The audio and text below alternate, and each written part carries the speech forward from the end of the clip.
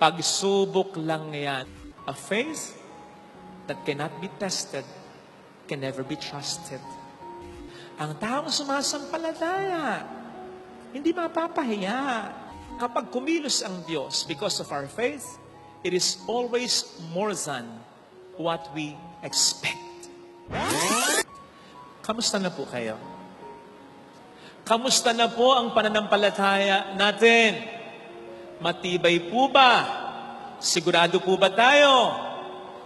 Kung bakit ito ang mas kinakamusta ko, mahalaga po kasi ito. The Bible has it. Without faith, it is impossible to please God. Faith can move mountains.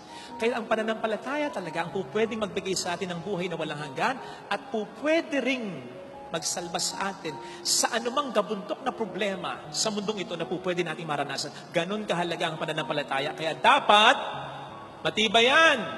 Dapat sinecheck natin kung matibay nga ba yan. At matutulungan tayo dito ng Panginoon natin sapagkat higit kanino man, siya ang nakakaalam ng ating relasyon sa Kanya, ng level ng ating pananampalataya sa Kanya.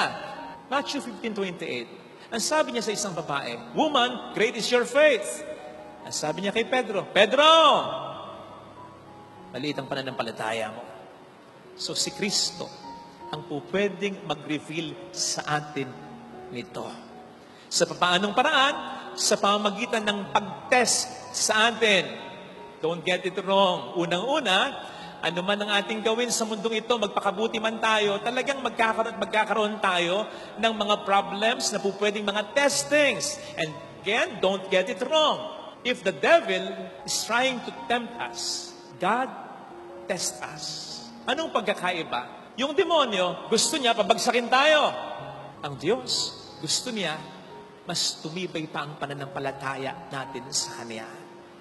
And that is through testing us.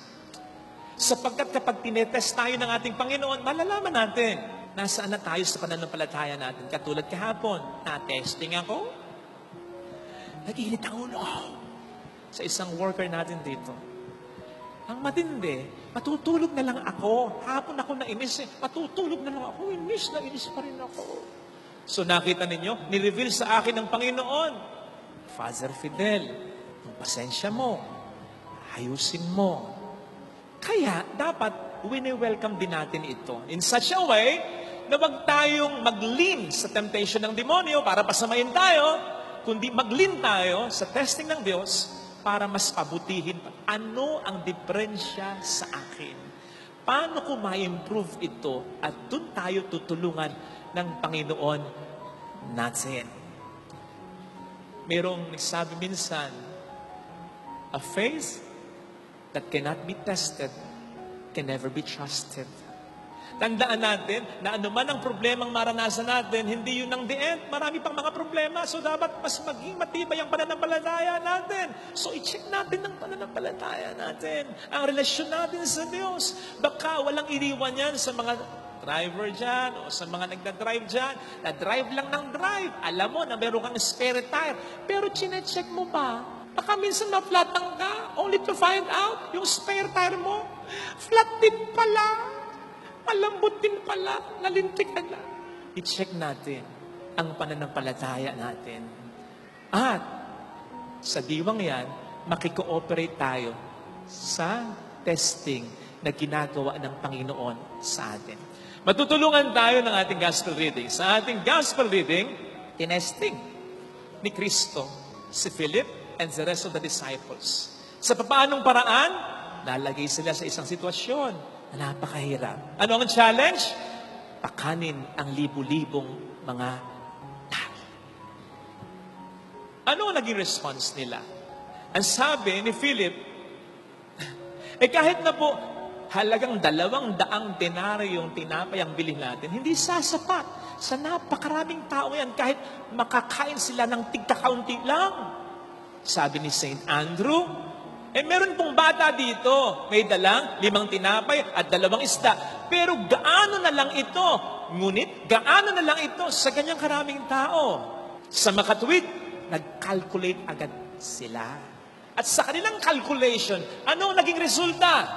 Mas natambad sa kanila. Ang laki ng problema, ang liit ng means o kakayanan nila. Na kung tutuusin, tama naman talaga. Ang problema, may kulang. Nandun si Kristo sa kanilang harapan. Bakit hindi nila in-include ang Panginoon sa equation, sa kanilang calculation? Isipin po ninyo, kaya testing ito Ang tagal na nilang kasama si Kristo. Silang unang-unang nakakita ng mga himalang ginawa niya. And the Bible has it. Kaya may mga himala para maniwala ang tao na si Kristo ay hindi isang ordinaryong tao. Sapagkat siya lamang ang makabubuhay ng patay, makapagpapagaling ng tao naman ang sakit nito. Siya lang ang makapagpapalayas ng maraming mga demonyo mula sa mga inaalihan. Siya lang. At yan ay nakita ng mga disipulo. Bakit sa puntong iyon? Wala si Jesus sa equation, sa calculation. Bakit ni isa sa kanila? Walang nagsabi ng ganito. Lord, sa kalkulasyon ko, laki ng problema natin. Kaunti ang means natin. Hindi namin kaya. Pero, nandiyan ka naman Nandiyan ka Dapat may ganon. Sa una pa lang, kasama na sana si Kristo sa calculation para nakakita na agad sila ng solusyon. Parang yung kwento tungkol sa isang ama na inutusan ng anak niya na tanggalin ang malaking bato sa garden nila. Sumagot naman, opo, sure, yung anak niya. Kaya lang, malaki talaga yung bato. Mas malaki pa sa bata. Tinulak na nung batang paganire at pagganon pa, tapos kinalangan na niya, wala pa rin. Nakautot na nga siya sa bigat ng bataw. Hindi natinag kahit papaano. Kaya ang sabi ng bata dun sa kanyang ama, pa, wala talaga. Hindi ko kaya. Lahat po ginawa ko na. Ang sabi ng kanyang ama, anak, hindi mo pa ginagawa ang lahat. What do you mean, Dad? Hindi mo pa hinihiling ang tulong ko. Hindi ko naman na-expect na makaya mo. Ang in-expect ko, maisip mo, nandito ako. Sa palagay ko, ganun din ang Diyos. Alam niya ang ginagawa niya. Kaya nga ang sabi sa Ebanghelyo, alam niya ang gagawin niya. So alam din niya kung ang sitwasyon na hindi natin kaya. Pero ang in-expect niya, maalala natin, nandun siya. Na mag-let go tayo sa yabang natin, na mag-let go tayo sa kakakompute natin, basay sa kakayanan natin, at ipagkatiwala natin sa Kanya ang buhay natin. Yun ang pananampalataya. Yun yung pagtataya. Fortunately, nagawa ito ni Felipe and the rest of the disciples. Isipin po ninyo, nag-utos si Kristo. Anong sabi ni Kristo? Paupuin niyo sila. Kung ako si Felipe, sabihin ko kay Kristo, Lord, tanga tayong pagkain, di ba? Ba't pauupuin mo pa? Magtatagal pa yan. At pag pinaupo mo yan, mag-e-expect yan. Pag mo kami pinaupo dito, wala namang kayong ibibigay. Paalisin mo na. Nagtatagal pa. Hindi nila maintindihan yon. But then, they obeyed. At doon, nagsimula ang isang napakatinding himala. Alam niyo kung gaano katindi ito? Sinasabi na sa 4 Gospels, 2 lang yung milagro na meron yung 4 na yan. Yung una, yung resurrection. Ang tindi siyempre niya, resurrection niya. Ito, sa lahat ng mga milagro, feeding of the 5,000. Lahat yan meron. Kasi napakahalaga nito. Ito ang makapagpapatibay din ng pananampalataya ng tao. At yun ay makikita natin sa ginawa ng mga disipulo. Dahil sa pananampalataya nila, nangyari ang isang napakatinding himala. At paano nila yung ginawa? Naintindihan ba nila ang lahat? Hindi! Nasa sumunod lang sila. At yun ang pananampalatayang nakapagpapangiti sa Diyos. Yun ang pananampalatayang nagmumove sa Diyos. Yung pananampalataya na kahit nahihirapan ka, nasasaktan ka, hindi mo alam ang gagawin mo, parang wala ng pag-asa, Sumasampalataya ka pa rin, nagdarasal ka pa rin, kumakapit ka pa rin, nagpapasalamat ka pa rin, nagpapakabuting tao ka pa rin. Doon nangingiti ang Diyos. Doon kumikilos ang Diyos. Doon naiisip ng Diyos, kumbaga, iba itong pananampalataya ito. Matindi ito. Kasi in the process, nakikita ng Diyos kung paano ang pananampalataya natin ay nag-grow. Sa mga nag-gym dito, kaya nag-grow ang muscles ninyo. Kapag bumubuhat lang kayo ng kung ano-anong mga magagaang dumbbells. No! Kapag pinupush ninyo yung limit ninyo. Kaya nga minsan, mas magandang may spatter kayo. Muscles grow by being overworked. Ganon din ang spiritual muscles natin. Ang pananampalataya natin, mas tumitibay kung sa kabila ng mga pagsubok, hindi nag-give up, hindi umibigay. Doon nag-stretch ang ating pananampalataya. Doon may nangyayaring himala. Yun lang maging very close tayo sa Diyos, yung lang mas kumapit tayo sa Kanya, isa na yung napakahalagang himala. Kaya, kapag may pagsubok, huwag agad malulungkot. Huwag agad matatakot. Natawa nga ako sa post na ito. Ayan, parang may bagyo na naman, papalapit na naman, low pressure na naman. Ayan, no, isang malaking bilog, tapos may araw papunta sa bansa natin. Pagtatapos pa lang ng Karina, may pagsubok na naman. Kaya pala makulimlim siguro ang panahon. Pero natawa nga po ako sa post na yan. Father, anong nakakatawa dyan? Eto, sabi nung nag-comment, huwag nyo kasing ituro ang Pilipinas. Yang bagyo, nililigaw yan. Tinuturo daw kasi. May araw eh. So alam nyo, ginawa nung nag-comment? Ayan, gumawa siya ng iba. Nilihis talaga niya. Niligaw talaga niya. Ganun sana. Kaya nga, pati si Mang Tani, nasisisi na eh. May nag-post ba naman ng ganito? Mang Tani, ayusin mo trabaho mo. Bagyo na lang ang babantayan mo. Nakapapasok pa. Malala na. Di ba nakakatawa? Kasi hindi naman talaga tayo makaiiwas sa pagsubok o sa problema. Pero, huwag matakot. Huwag malungkot. Again, ito'y paraan ng Panginoon para matest natin. Nasa na tayo sa ating pananampalataya sa Panginoon. Besides, ang sabi ni St. Paul sa 1 Corinthians 10:13, hindi niya tayo bibigyan ng pagsubok na hindi natin kakayanin, na hindi niya tayo tutulungan.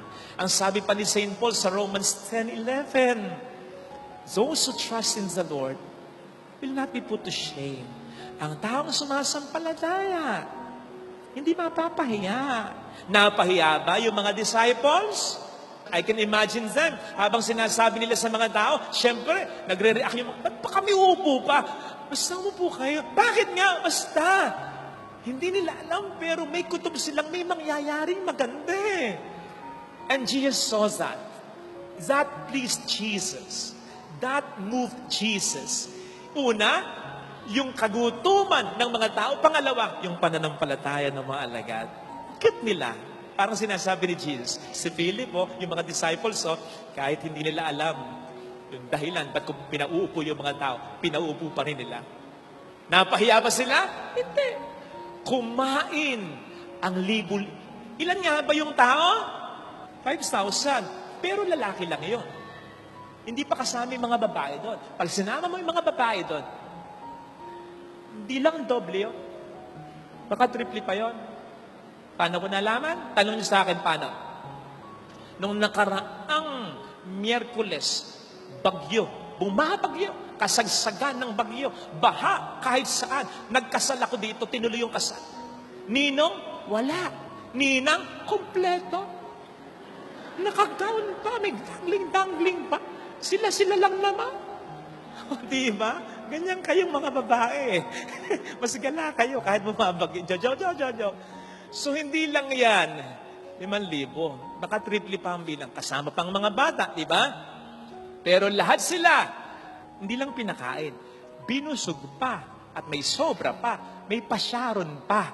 Nakita nyo, natuwa kayo? Tama yan. Ngumiti kayo. Pero hindi dahil sa joke ko. Although hindi joke yon, dun sa punto na hindi dapat nyo ma-overlook. Ano yon? Yung reality na kapag kumilos ang Diyos because of our faith, it is always more than what we expect. Siyempre, naniwala naman tayo sa Diyos na matatayo ang kahit maliit lamang na simbahan dito. Pero hindi ko alam kung maniniwala kayo. Para sa akin, hindi ko ina-expect na ganito. Na ganito kalaki, na ganito kaganda. At hanggang ngayon, maraming pumupuntang tao. Kaya naman, tuloy-tuloy ang biyaya na kapag bibigay pa tayo ng biyaya sa iba. Imagine, nagpapatayo tayo ng hindi isa, hindi dalawa, hindi tatlo, hindi apat, 5, 6, baka 7 pang kapilya. Nakita ko na kakayanin to. Pero hindi ko nakita ito noon. Ang nakita ko lang, honestly, mapatayo ko lang, bahala na yung susunod na pare. Totoo. Kasi nangyayari naman yan. Yun ang usual Yun ang usual. Kung ano lang yung kaya ko. Tama naman ako. Na para mo sinasabi sa akin ng Panginoon. Totoo, yun lang ang kaya mo. Pero Father Fidel, ito ang kaya ko. At higit pa dito. So that should make us happy. Yung sinasabi sa Ephesians 3:20, God can do exceedingly abundantly above what we can ask of Him. Bakit dapat tayong matuwa dyan? So, ibig sabihin, hindi lang yung pagkakaroon mo ng anak na wini-wish mo at pinipray mo ang gusto niya para sa iyo. Hindi lang yung pagiging maayos ng negosyo mo na wini-wish mo at pinipray mo ang gusto niya para sa iyo.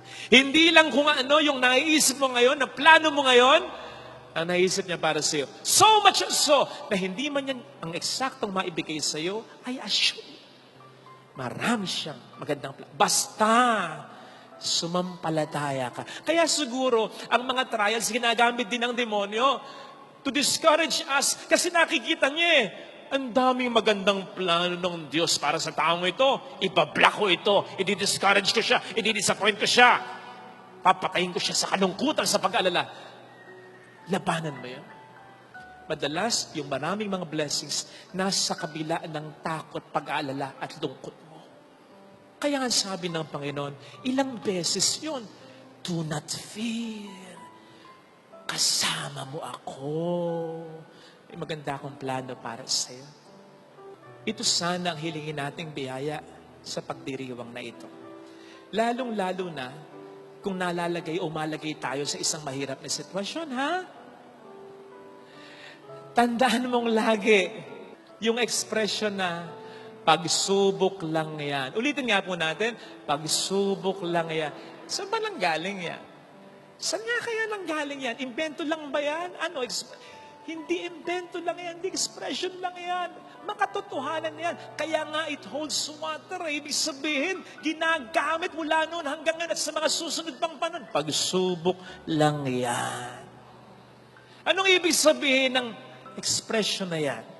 Ang ibig sabihin ng expression na yan, kaya mo yan. Malalampasan mo yan. May mga magandang mangyayari pagkatapos yan. Yun ang ibig sabihin ng expression na yan. Hindi naman sinasabi, katapusan na yan. Pagsubok lang yan. And have you ever wondered, kanino talaga nanggaling yan? Para sa akin? Hindi sa kabataan. Ako nga, ganito na ang edad ko. Bata-bata pa naman ako. Pari na ako kapag mayroong tao na matindi ang problema, kaibigan ko pa. Minsan nagdadalawang isip pa ako sabihin, pagsubok lang yan. Kasi baka sabihin sa akin, stage 4 ang cancer ko, Father, gusto mo palit tayo? Ako. Pero, ang sinasabi ko at ang punto ay ganito. So, napakalakas ng kutob ko. Saktong-sakto. Ngayon ay pandaigdig na araw para sa mga lolo at lola. Para sa akin, sa kanila galing yan. Sa kanila galing yung expression na yan. Pagsubok lang yan. Bakit? Sila na yung nakaranas ng maraming pagsubok sa buhay. Sila yung nagtagumpay sa tulong ng Diyos. Sila yung lagi pang nagsasabing marunong ang Diyos. So ibig sabihin yung karunungang akala ko katapusan ko na pero hindi pa pala. Yun ang karunungan ng Diyos. Yun ang pagpapala, yun ang kapangyarihan ng Diyos. At ang mga lolo at lola, wala man silang perang maibigay sa iyo, wala man silang lakas na maibigay sa iyo, pag sinabi nila sa iyo yun, please, let that sink in. Kasi makahulugan yun. Sinasabi nila yon hindi para may masabi lamang sila. Sinasabi nila yon dahil alam nila. Naranasan. Let that sink in sa isip at sa puso natin.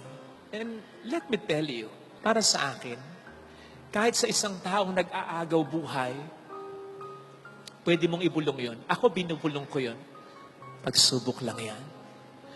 Kasi sa isang taong may pananampalatayang nagsasabi nun, at sa isang taong may pananampalatayang nakikinig nun kahit nag-aagaw buhay pa yon. Oo, pagsubok lang ito. Malalampasan ko ito. May magandang blessings pagkatapos ito. Kaya ko ito. Sapagkat ang Diyos ay kasama. Kapatid!